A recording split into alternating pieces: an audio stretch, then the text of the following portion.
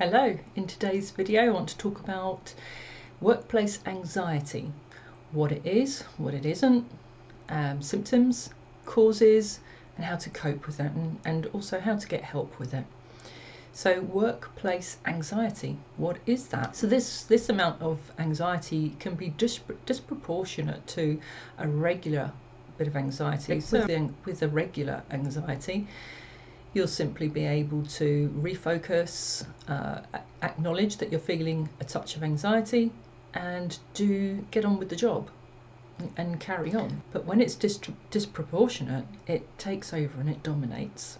Often there's the physical symptoms of tiredness, feeling fed up, stressed in the body, might be tension in the body, and maybe even sleep is getting disrupted. So this potentially can be causing professional problems and maybe even some problems at home. And it is normal to experience a degree of anxiety, but it's when it's excessive, it's when you have a more than useful amount. So what are some signs and symptoms of workplace anxiety? So you could be waking up and negatively anticipating work-related things. Maybe it's the relationships at work, but as soon as you wake up it could start. You could experience lots of worry as you travel to work, whether you're driving or on public transport, feeling stressed, having negative thoughts about work. Maybe it's financial issues, perhaps it's meetings, the relationships at work, the interactions, giving presentations, deadlines. That can cause a fair bit of excessive worry, performance reviews, and so that can lead to further problems. Perhaps that then can impact and create a failure to meet deadlines or taking too long to do things.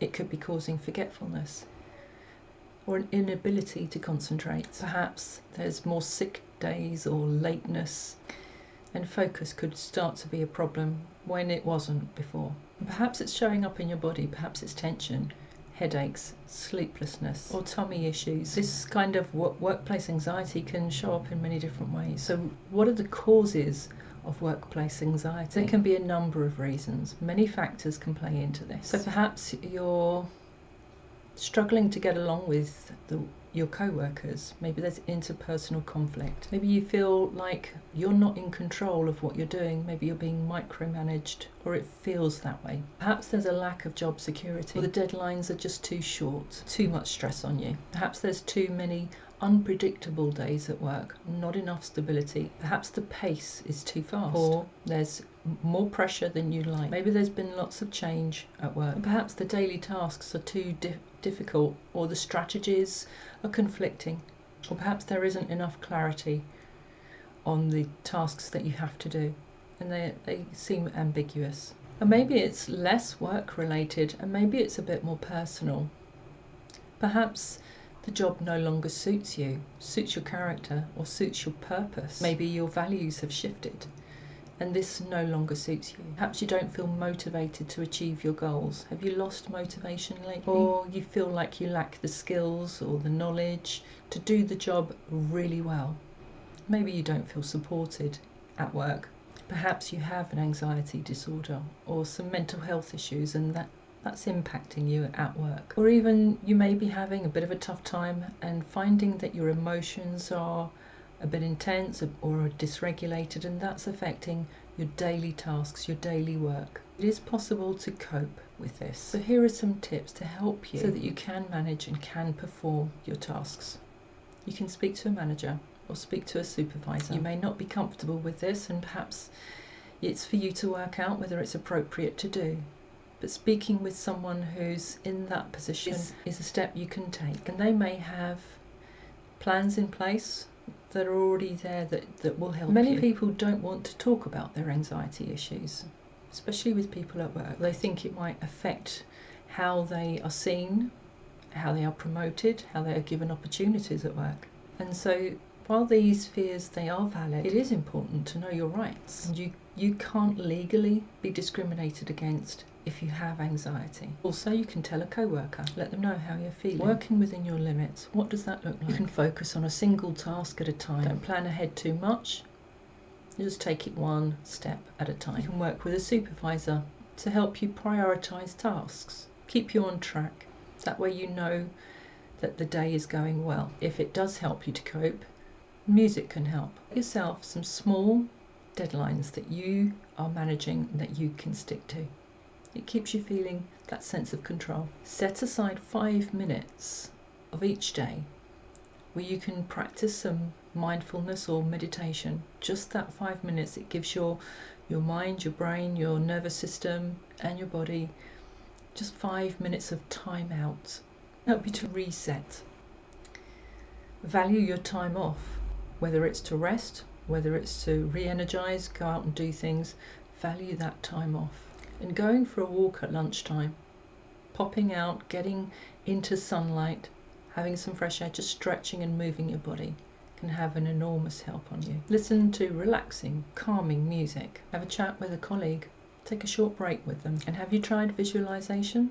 Many people find that it can be a way to occupy the mind and get a great amount of stress relief from that.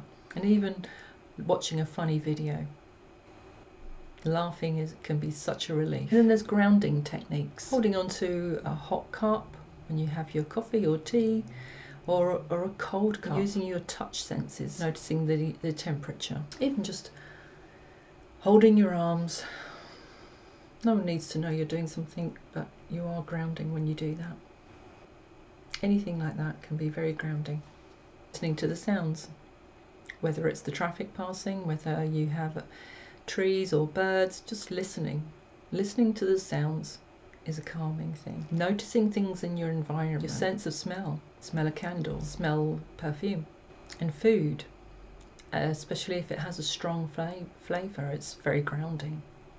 Noticing those tastes. So quick coping strategies like breathing, using your senses. It helps move your focus away from the things that your mind is stressing over and worrying over, and giving you a new focus. So it's that shift of focus, and learning how to do this, learning to move your focus, helps you feel in control, in charge of yourself. And just knowing that you can move your focus, move your attention is very, very empowering. So those are quick coping strategies.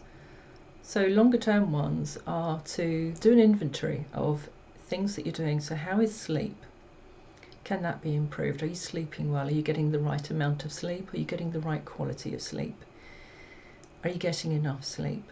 Perhaps you could do a hygiene check, a sleep hygiene check. Make sure that you're not consuming scary films or social media in the hour or two before bed. And a sleep hygiene protocol will help a great deal with getting the right amount of sleep, being able to get some deep quality sleep. Also making sure you're not consuming stimulants in the last few hours before bed.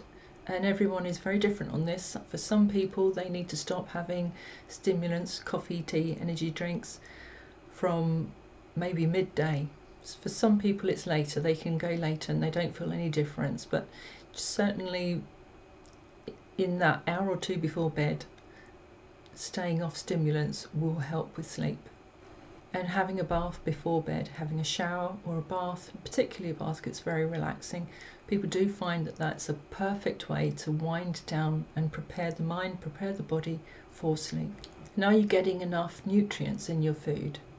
So you could make an honest inventory of what you're eating and whether you're getting a good amount of nutrients, of good foods. Good foods will help with stress, with that worry, with that anxiety. And so if you've done all of those and you're finding that you still can't cope, that workplace anxiety, it's lingering, it's persistent, and it's there a lot. Something to think about is, are you in a job that no longer suits you? Because the daily grind of getting up and going to a job that doesn't suit you, that no longer satisfies you, that no longer fills you up, can have, across the years, can have quite a detrimental effect on you. What you do every day matters, and if you're getting up every day and going to a job that gives no meaning to you anymore, maybe it never did, but maybe you have a feeling that you haven't been doing the right job for a long time, or the right job for you, and that can have a long-term effect on you. And seek professional help. Maybe your doctor, maybe a therapist, someone who can help with this. So feeling anxiety at work is very common, but it can be disruptive, and it can happen for many different reasons, and it has many different causes. And coping strategies, they can definitely help. So do try them, because they have a place. And it may be that a few coping strategies get you back on track. And if all of those strategies, if you're trying them and they simply aren't doing it, reach out to someone who can help.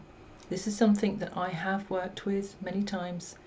So if you're suffering at work and you've just decided that's it, no more, please do reach out, book a call with me, and we can have a chat about what's going on for you and how I can help. Thank you.